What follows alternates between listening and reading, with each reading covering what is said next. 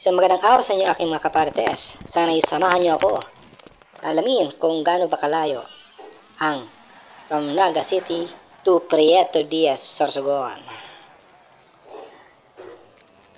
Welcome pala dito sa aming siyudad ng Naga City, Camarines Sur, Bicol Region. Tara mga kaparites, samahan niyo ako. Time lapse!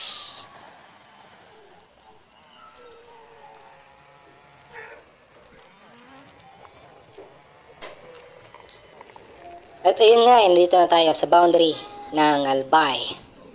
Kita nyo yung rainbow arc na yan na makikita dito sa Agos, Camarines Sur. Yan na. We're entering the Pulangi, Agos, Albay. Ito na rin, time lapse pa rin. Dito na tayo rin sa Ligao, Albay. At ito naman, intersection na to ay papunta sa Tabaco City. Let's go! Time lapse!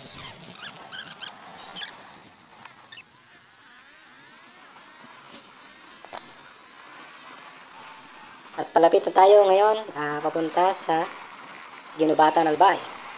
Kung saan nakikita nyo rito yung bilihan ng mga sikat na rice puto. Yan. At mga snacks. Ito yung kalimitang stopover ng mga biyahero. Ang sasarap ng mga puto rice dito. O rice puto dito. Kaya talagang mapapatigil ka talaga.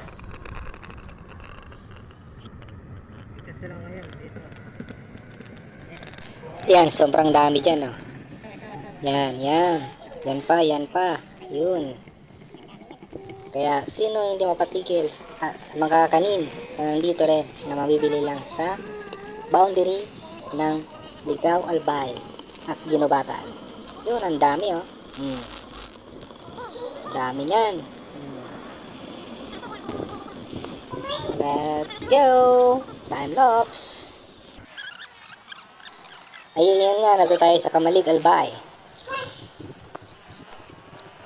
At bali sa aking experience, dito ako nagpapakarga ng gasolina. Dahil napakamura ng gasolina dito kumpara sa ibang mga gasoline station dito sa Bicol. Kalimitan, umaabot ng 10 piso ang baba sa lugar na ito. Kung sa Sorsogon ay 72, dito 62 lang. At kung kayo man ay mapadpad dito na kayo magpakarga sa Kamalig. Yan. Papasok na tayo ngayon dito sa Bituka Manok ng Albay. Ito pinakasikat at tinarayo rin na lugar kung saan pabangking-bangking, pabengkong-blengkong. Ayun o. Ayun. Ang ganda talaga dito.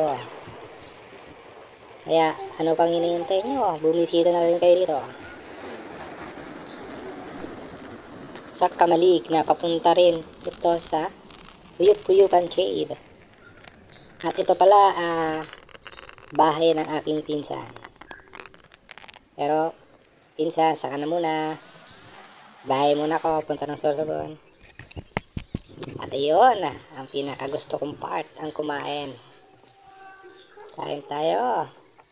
Stop over muna dito sa part ng Esperanza, Pilar, Sorsogon. Sa boundary lang ito. Ang sasarap ng pagkain dito. Kung kayo mag-stop over, dito na kayong kumain. Napakamura pa. And then skip na tayo sa good part. At tayo sa Prieto Diaz. Papunta na tayo sa Prieto Diaz. Time lapse again. Yun. Bilisan na natin ang biyahe. Sobrang tagal na ng biyahe natin.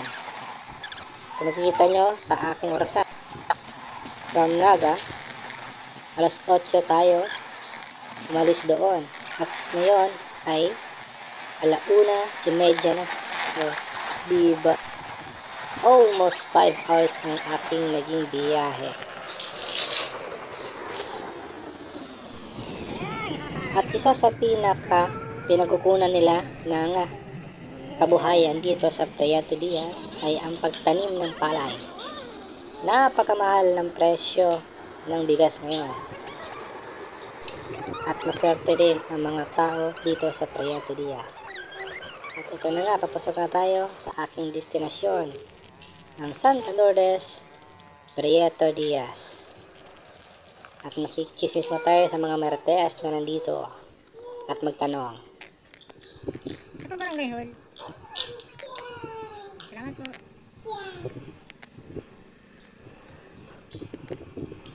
Ay, nakarating din tayo sa Santa Lourdes, Puerto Diaz, Sorsogon. Ay. Salamat. Ayun. Time check.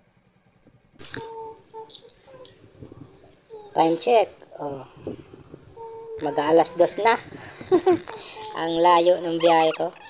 Ay tapos na rin ako sa aking ginawang trabaho dito sa Puerto Diaz. Napakalayo, di ba? Mahigit 5 oras ang biyahe papunta dito. Kaya nyo ba yun?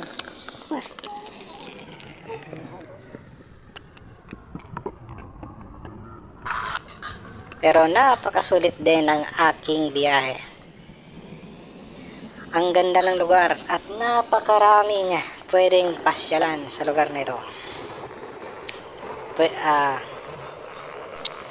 Maging ang aking mga dadaanan, napakaganda. Tingnan nyo naman ang lugar. Fresh na fresh. Fresh na fresh. Diba?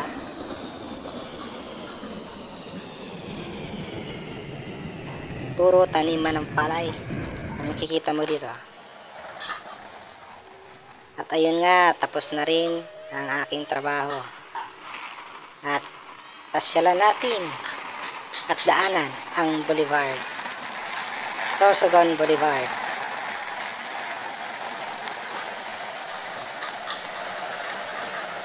Hanggang dito na lang po nagtatapos ang aking mini vlog. Sana'y nagustuhan nyo ang video ito. Huwag kalimutang mag-subscribe. Babush!